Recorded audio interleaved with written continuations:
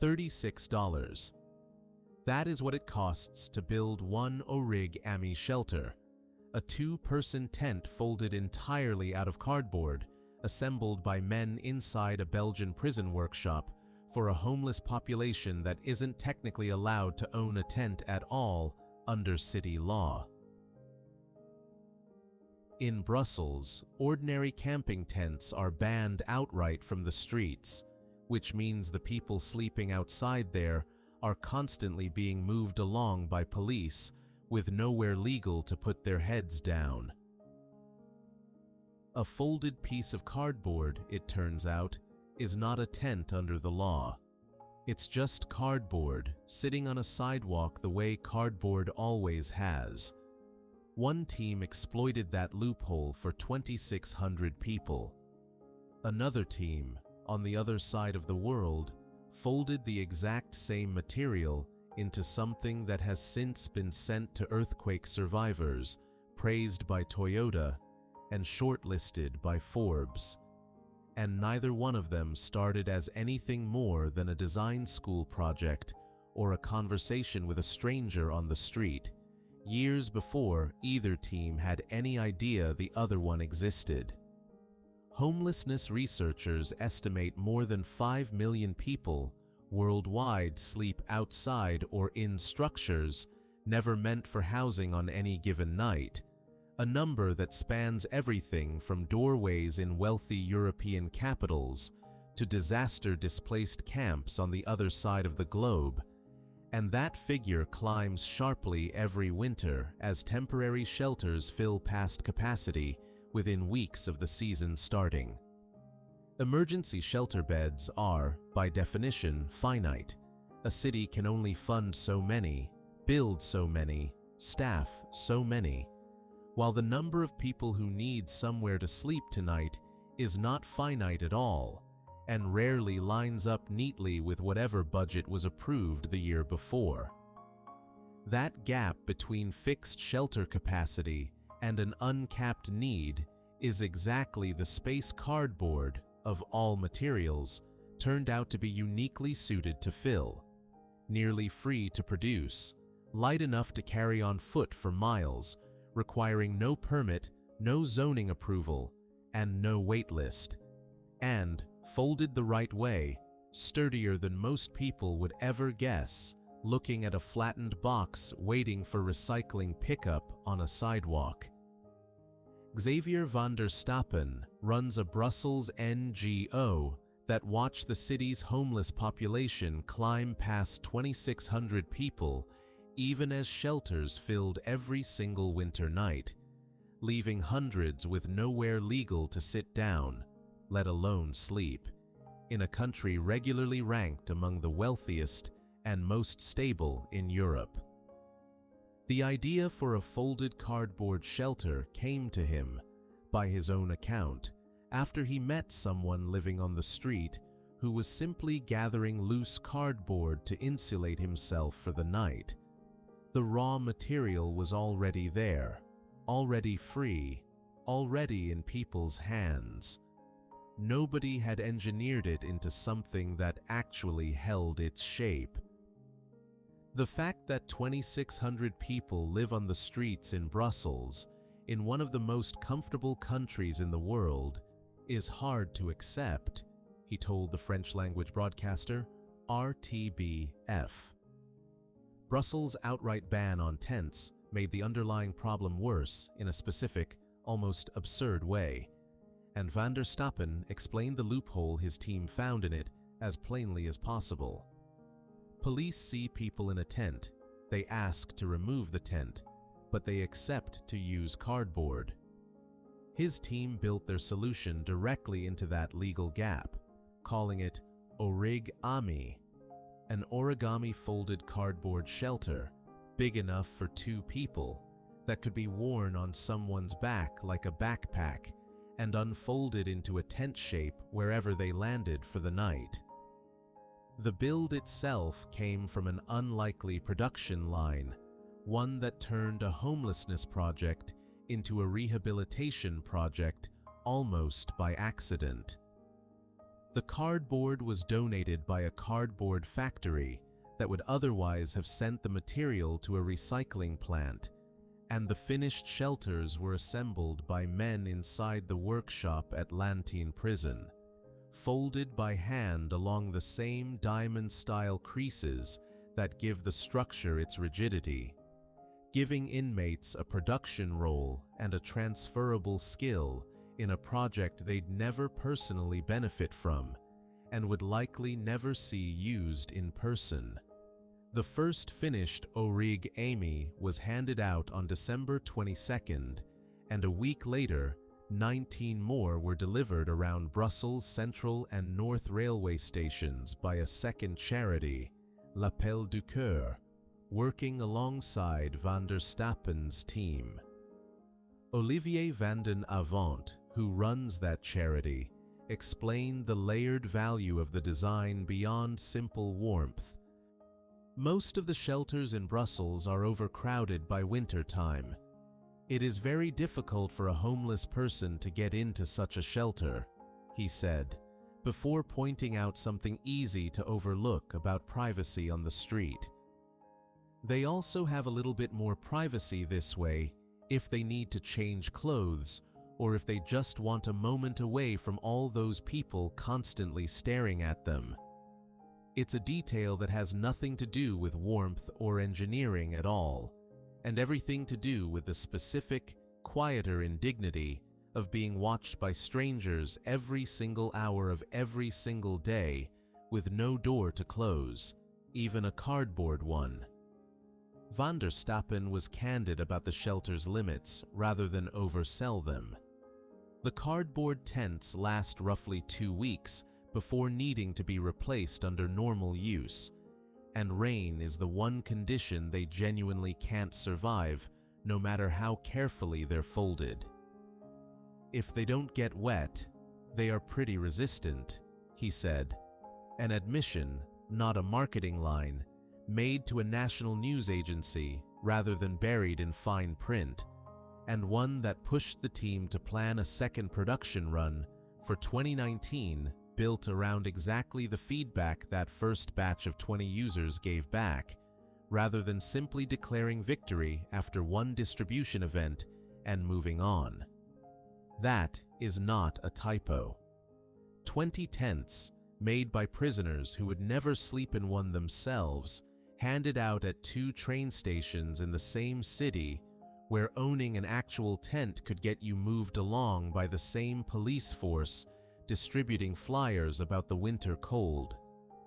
If a 2-week lifespan sounds like the ceiling of what folded cardboard can survive, wait until you see what happens when the same basic material gets engineered by a trained architect instead of assembled by hand in a prison workshop under a 2-year-old grant. Tina Hovsepian was a 4th-year architecture student at USC when she started noticing the same people sleeping on the same stretch of pavement near campus, night after night, with nothing between them and the concrete, except whatever they'd managed to scavenge that particular day. Studying origami's structural principles in her coursework, she started wondering whether the accordion fold patterns that make paper cranes rigid could do the same thing at human scale, with cardboard instead of paper, if she could just find the right ratio between fold depth and material thickness to keep it from either buckling under a person's weight or refusing to fold flat again once it had been used. After working through what she has described as dozens of failed prototypes, versions that collapsed under their own weight, versions that couldn't hold a fold at all, versions that held their shape perfectly in a studio and then folded flat the moment real wind hit them outdoors, she landed on a repeating diamond pattern folded into the walls that made the whole structure stiffen under its own geometry. No poles, no frame, nothing but the fold itself holding the shape up against wind and weight alike. The same principle that keeps a paper crane's wings rigid scaled up to something a grown adult could actually sleep inside. She called it ORIG-AMI. The finished shelter, in its current 2.0 version, weighs 10.5 pounds, unfolds, and sets up in under a minute without tools or a second person, sleeps 2 people comfortably, and is finished with a fire retardant and water-resistant coating baked directly into the cardboard rather than sprayed on afterward as an easily worn-off afterthought. Compressed flat, it's thin enough to be carried under one arm or strapped to a bike rack, which matters more than it sounds like it should to someone who has to move their entire shelter every single morning before a business opens or a park gets swept. A grant from the Annenberg Foundation funded her first real production batch, cut from recycled cardboard sourced locally in Los Angeles, which she field tested directly on Skid Row rather than in a university lab, watching in real time how people who'd spent years sleeping outside actually use the thing, where it snagged, where it let in a draft, before she finalized the design that eventually became ORIG-AMI 2.0. Critics were blunt about the concept on paper, and their objection wasn't subtle. A conventional tent costs roughly half as much as a cardboard shelter, they pointed out, and won't dissolve the moment it takes on real weather, the way a cardboard box instinctively seems like. It should to anyone who's ever left an Amazon package out in the rain. Hovsepian's answer wasn't an argument, it was the beta test results. When she put actual prototypes in front of actual unhoused people on the street and asked them to compare it to whatever they were currently sleeping on, 90% said the ORIG-AMI setup was better than what they already had, citing the fold's rigidity against wind and its noticeably better temperature retention than a flapping tent wall that let cold air cut straight through the fabric. That is not a typo either. 9 in 10 people, given a direct side-by-side comparison between the thing they'd been sleeping on for months and a cardboard box a college student folded in her dorm room, chose the box. Hovsepian's own cost math tracks the same trajectory as Van der Stappen's, just with a non-profit's budget spreadsheet behind it instead of a single NGO's fundraising drive. She has said she's working to bring production cost per unit down from $30 to $20, specifically so a fixed grant budget can reach more people rather than fewer with the exact same funding. The same instinct that pushed Van der Stappen toward donated cardboard and prison labor, just applied by someone with an engineering background instead of a street-level charity. A separate, sturdier retail version sells to consumers and festival goers for $250 apiece, a price built specifically to subsidize the units that go to people who can't pay anything at all, meaning the paying customer buying one for a music festival weekend and the person sleeping on Skid Row that same weekend are, without ever meeting or knowing the other exists, quietly funding the exact same supply chain out of the exact same design. What started as one architecture student's field test on a few blocks of Los Angeles pavement with a budget that fit inside a single foundation grant didn't stay there.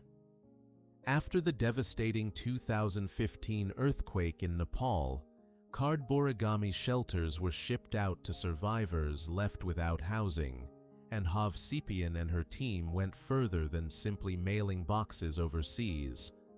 They traveled to remote villages near the epicenter, including Gorkha, to help rebuild not just shelter, but a school, a library, and local roads. The earthquake had cut off entirely. A design built to solve one specific problem on one specific sidewalk in Los Angeles ended up answering a completely different kind of emergency on the other side of the planet, using the exact same diamond fold that started out as a fourth-year coursework exercise. Nobody involved in the original Skid Row prototypes could have predicted that the same shape would end up sheltering families in the Himalayan foothills a few years later. And that's arguably the whole case for taking a $5 material seriously in the first place. Solve the geometry once, correctly, and the same fold scales from a sidewalk to a disaster zone without anyone having to reinvent it. Toyota later named her a mother of invention, and Forbes put her on its 30 under 30 list for social entrepreneurship, alongside founders running companies worth vastly more than a nonprofit funded by grants and a $250 retail shelter. Recognition that traces back, in a straight line, to a repeating diamond fold she worked out as a fourth-year student, trying to solve a problem she walked past on her way to class every single day, long before anyone from Toyota or Forbes had ever heard her name. If either of these numbers surprised you, it's worth subscribing, because this channel keeps finding people who treated a $5 material like it was structural engineering in cities that never coordinated with each other and arrived at the same fold anyway. $36 bought Brussels 20 shelters that its own creator admits won't survive the rain, made by men who'll never sleep in one, solving a problem the city's own tent ban had accidentally created in the first place. A solution honest enough to state its own 2-week expiration date out loud rather than pretend otherwise. $20 to $30, refined over dozens of failed prototypes, bought Los Angeles a shelter durable enough that 9 out of 10 people who tried it chose it over what they already had, and durable enough, eventually, to cross an ocean and shelter earthquake survivors in Nepal who had never heard of Skid Row and never would. Neither team started with money, a factory, or so much as a patent. Neither team started with anything sturdier than a flattened cardboard box, a folding pattern worked out by trial and error, and a specific person they couldn't stop thinking about. A stranger gathering cardboard on a Brussels sidewalk, a stretch of pavement near a Los Angeles campus that never seemed to be empty. What both of them proved on opposite continents, without knowing about each other's work, is that the material was never really the obstacle standing between someone and shelter. The fold was the invention the whole time, and cardboard was just whatever happened to already be lying around, free, when somebody finally sat down and worked out how to fold it properly. Both of these projects are proof that the biggest barrier to solving an emergency this size was never really the price of the raw material. It was whether anyone sat down, folded it the right way, and actually tested it on the people who'd have to sleep inside it. If this one got to you, the next video on this channel follows a shelter built from something people usually pay to throw away, not something they'd ever think to fold into a bed.